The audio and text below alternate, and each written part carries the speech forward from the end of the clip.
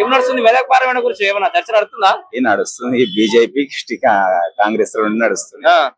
BJP గాలి ఎక్కువ నడుతుందా? అయితే ఏమంటారు వాడే మన మోడీకి వెళ్తాడట గెలుస్తాడని సగం రెండు టగ్గపరు ఎప్పుడైతే ఏదొస్తే చేస్తారు అనేది ప్రజల మీద ఉన్నది. ఇక్కడ ఎవరెవరు నిలబడరు బీజేపీ నుంచి తన పేరు అది రఘునందన్ రావు. ఆయన ఇండస్ట్రియల్ ఏరియా మంచిగా బాగానే మాట్లాడతాడు.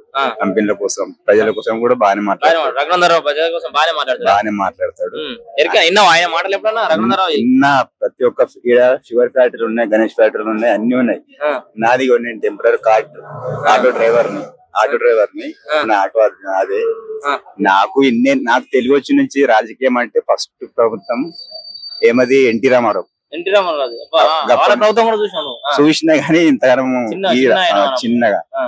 ఇప్పుడు ఏమదంటే మీరు ఎక్కడ మీద కష్టం చేసుకొని బతుకుతున్నాం. ఇప్పుడు ఆటో ఇచ్చి పెట్టుకొని టెంపరరీ ఒకసారి రమ్మంటే అందరు పోయి కార్నాట్ పడాలి, పొద్దుకి రావాలి, పొద్దుకి పోవాలి.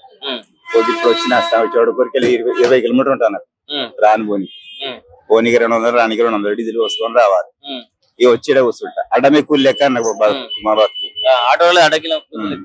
ఆటోలో పని అయిపోయింది కాబట్టి ఉన్న సొంత బండి కాబట్టి ఏదో నడిపించుకుంటున్నాం. పాత సర్కార్ పని అట్లా అయిపోయి కొత్త సర్కార్ ఇట్లా అయిపోయింది. మరి ఇప్పుడు సెంటర్ లో మోడీ వస్తాడంటే అయితే ఈ సెంటర్ లో మోడీ వస్తాడా మన రాహుల్ గాంధీ వస్తాడా తెలియదు. ఇది వచ్చినాక లెక్క. వాస్తవానికి మోడీ చెప్పిన ప్రకారం కొన్ని చేసిండు ఆయన. వాళ్ళు ఏందైతే వీళ్ళేం ఇయ్యరు. రేవంత్ రెడ్డి సార్ వచ్చిండు, ఆయన అన్న ప్రకారం చేస్తాడేమో. కొన్ని ఇచ్చిండు. ఇప్పుడు ఏంది ఒకటి బస్సు ఓకే చేసిండు, ఇంకోటి ఏమది గ్యాస్ కరెంట్ ఒకటి అన్న ప్రకారం మంచిగా చేసి కూడా వస్తున్నాడు. ఏదైనా మనం అనుకోగానే కాదు, కొన్ని చాలా టైం తీసుకుంటది. ఇప్పుడు ఏమది ఇప్పుడు మనం ఒక అప్పు ముందుకు రావాలంటే 10 గద్దాలు ఆలోచన చేస్తాం. ఆయన కూడా ఇప్పుడు ఎమ్మెల్యేలని వాళ్ళని వీళ్ళని గ్యాదర్ చేయాలంటే చాలా టైం తీసుకోవాల్సి వస్తుంది. 1 సంవత్సరం పట్టవచ్చు, 2 సంవత్సరాలు పట్టవచ్చు. చేస్తాడు. అన్న పూర్తికి లేకున్నా మేడం తో కొట్టాడైనా సార్ తో కొట్టాడైనా సరే ముందుకు వస్తాడు. ఆయన చేస్తాడు. కానీ మెదక్ పార్లమెంట్ లో అయితే రఘునందన్ రావుకి అవకాశం ఇక్కడ మన దామోదర్ సార్ ఉన్నాడు కాంగ్రెస్ నుంచి. ఆ సార్ కూడా ఇప్పుడు మాకు ఏది జేఎన్టీ కాలేజ్ తెచ్చి మాకు అందుబాటులో మేము కూడా పోతాం. ఇప్పుడు సార్ ఇంటికి ఇన్నే చౌరస్తాగా ఉంటది ఇల్లు.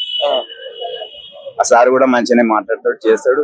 మాకు ఇంకోటి ప్రజలల్లో రావాలంటే మనిషి గెలుపు ముఖ్యం కాదు. వచ్చి ఒక నెలకు ఒక విలేజ్ కి వచ్చి పనులు ఏం పనులు అవుతున్నాయి, ఓ గ్రామ పంచాయతీ ఉన్నది, ఏం గ్రామ పంచాయతీలో పనులు అవుతున్నాయా లేవా. వాళ్ళకు చౌటుకూరు మండలం అయింది. చౌటుకూరు మండలం అయినాక అది ఏమైతుంది, మండలికి సంబంధించిన మండలి ఇక్కడనే కావాలి. మళ్ళా పుల్కల్ మండలకు పోవాలంటే మన ముందర పుల్కల్ మండలి ఉండే. టిఆర్ఎస్ వచ్చినప్పుడు దీన్ని ఏం చేసిన మండలి చేసారు. మండలి చేసినప్పుడు దీన్నే ఉండాలి కదా, ఏ పని చేసినా ఈయన చేయాలి. మళ్ళీ ఏదైనా రావాలంటే మళ్ళీ పుల్కలు పోవాలంటే మళ్ళీ 20 కిలోమీటర్ పడుతుంది. మరి మండలి అయి ఉండి మళ్ళీ పుల్కలు పోకడం ఏమది ఇది అంటే చేసి సగం ఏదో చేయాలి. అది మొత్తం ఏమదంటే రేవంత్ రెడ్డి కాదు, ఇప్పుడు మా మినిస్టర్ సార్ అన్నాడు.